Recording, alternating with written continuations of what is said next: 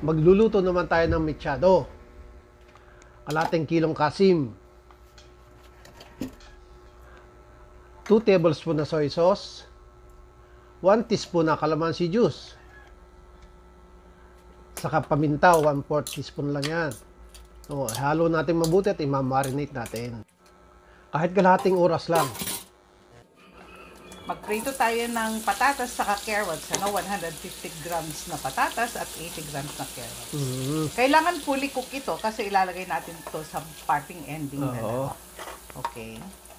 Ayan, nangawin natin. So, mag-gisa na tayo. 5 butil na bawang. Nagbawas ka ng mantika dyan, Mang Chris. Oo.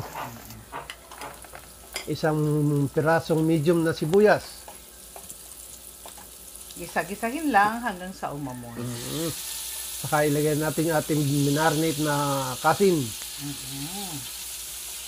Lutuin lang yan hanggang sa magbago yung kulay. Kailangan pabaguhin yung kulay para hindi malansa. And then lagay tayo ng kamatis. 2 piraso lang yan, mga 80 grams. Tapos palambutin natin yung kamatis. Ngayon malambot na. Piga-pigain lang. Tapos maglalagay na tayo dito ng tomato sauce. Yes. 1/3 cup lang na tomato sauce yung ating nilagay. Ayan. Lulutuin muna yan ng mga 1 minuto para mapatingkad yung kulay. Kulay ng... Sama na natin yung pinagbabaran. Kasama kasi sa timpla yun eh. Maglagay tayo ng 3 pirasong laurel. Magtutubig din tayo rito kasi magpapalambot tayo. No? Ayan, 1 cup na tubig. Siyempre, magtitimpla rin tayo. Kalahating tablespoon na patis. Yes. Papalambot na tayo niyan, mahinang apoy lang. So, ayan na. Malambot na yung ating karne. So, magtimpla na tayo ng mga iba. Yung ating bell pepper, 1 piraso. Maglagay din tayo ng brown sugar, 1 teaspoon.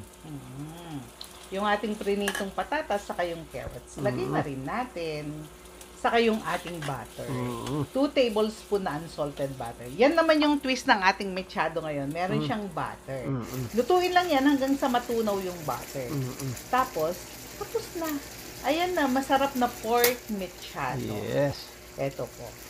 So, shout out tayo, kay Sir Francis Clave Bibat. Hello, Sir Francis. Sabi niya nung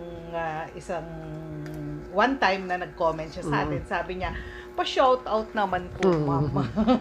So, ayan, shout out po sa inyo, Sir Francis Bibat. Okay? Maraming salamat po. Tapos na naman kami. Sana patuloy niyong suportahan ang Mang Peps Cuisine. Yes. Maraming salamat po.